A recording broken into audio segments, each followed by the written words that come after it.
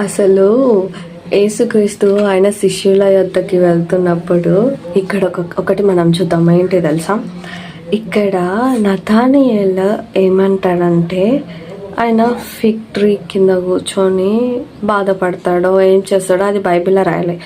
కానీ ఎప్పుడైతే పిలుస్తాడో అక్కడ ఏమంటాడంటే ఈయననా, ఈయనే నిజంగా నజరేతు అయిన వాడేనా అని అంటే అక్కడ యేసయ్య ఏమంటాడనంటే ముందు before the పిలిప్ call the when though west under the fig tree I saw the అని వాక్యం సెలవిస్తుంది.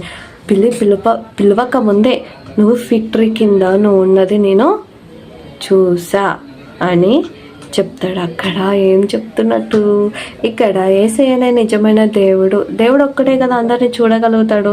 అందుకే ఇక్కడ వాక్యం కూడా ఏం చెప్తుందంటే అక్కడ ఎలాగైతే డిసైపుల్కి ఆయననే నిజమైన వాడని చెప్తున్నాడో మనకి కూడా అదే చెప్తున్నాడు, ఆయననే నిజమైన వాడు అని.